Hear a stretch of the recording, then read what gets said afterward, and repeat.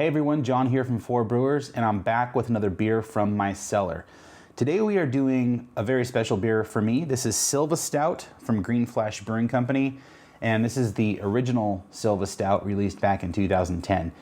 I vividly remember having this beer fresh in 2010 at Dr. Bill Sizek's house from Stone Brewing Company, and it was phenomenal. I live in Southern California, and it was still a hard beer to get. I got one bottle of it, so it's been in my cellar since 2010, so it's 6 years old.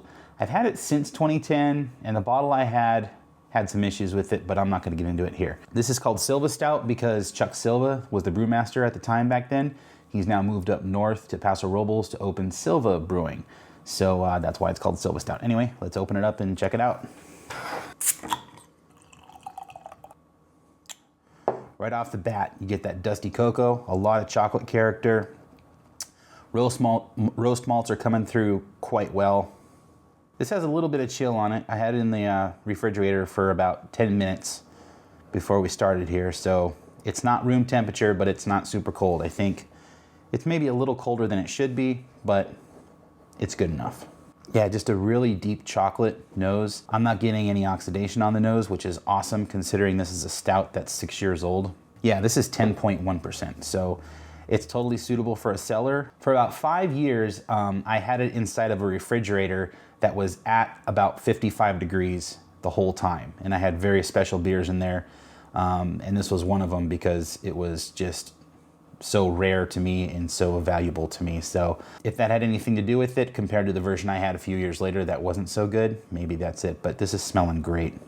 Yeah, the nose on this is just awesome. It's deep dark chocolate, a little bit of vanilla, and it just smells creamy. There's no other way to describe it. Let's see how it tastes. That is tasting awesome. Oh my God. Perfect carbonation, perfect mouthfeel. It is so creamy. So silky. There is no oxidation on it.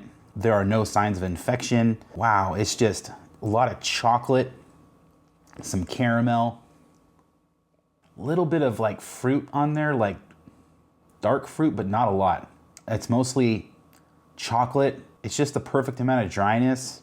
I'm definitely gonna finish this bottle. I don't finish the bottles I drink on this show. The only one I finished so far is the Bourbon County, the very first episode. And man, this one is tasting good. Yeah, I love everything about this. This is great.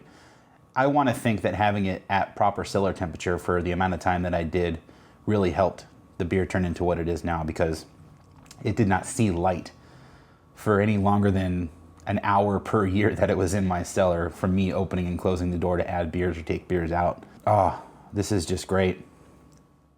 I cannot get over the mouthfeel on this.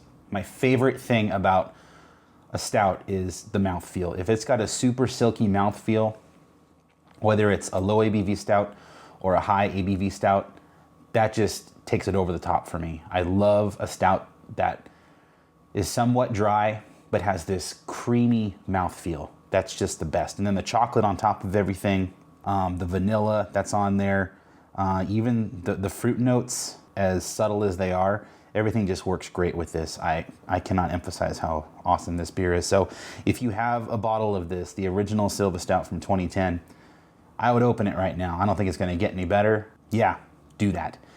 And that's one less beer in my cellar.